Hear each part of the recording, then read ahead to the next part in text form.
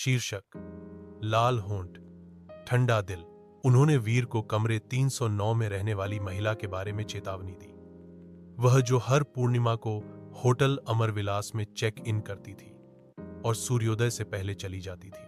उसने सोचा यह बकवास था जब तक वह उससे नहीं मिला। वह पहले से ही बार में थी।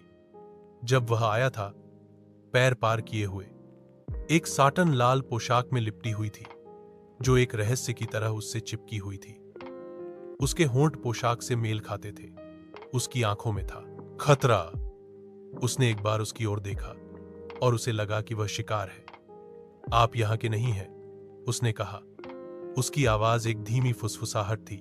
नहीं, लेकिन मुझे खुशी है कि मैं आया, वीर ने जवाब दिया, नजरें हटाने में असमर्थ।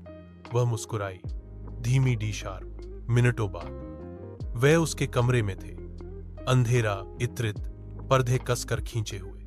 उसने उसे आग की तरह चूमा। उसकी त्वचा संगमरमर की तरह ठंडी थी। उसकी उंगलियों ने उसे एक ऐसी भूख से खोजा जो उसने पहले कभी महसूस नहीं की थी।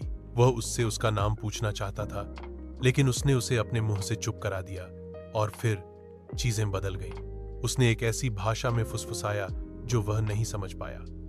रोशनी अपने आप मंद हो गई। उसकी त्वचा पीली पड़ गई, मंद चमक रही थी।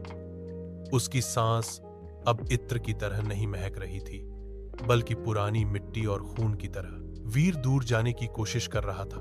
उसने और कसकर पकड़ा। तुम आज रात मेरे हो, उसने फुसफुसाते हुए कहा। उसके नुकीले दांत अब उसके नीचे दिखाई दे रहे थे। परिपूर्ण होंठ, एक रात का सुख, मौन की अनंतता। उसकी चीख उसके द्वारा निगल ली गई। अगली सुबह कमरा 309 खाली था, सिवाय खून से सनी चादरों के और एक लाल लिपस्टिक का निशान उस पर।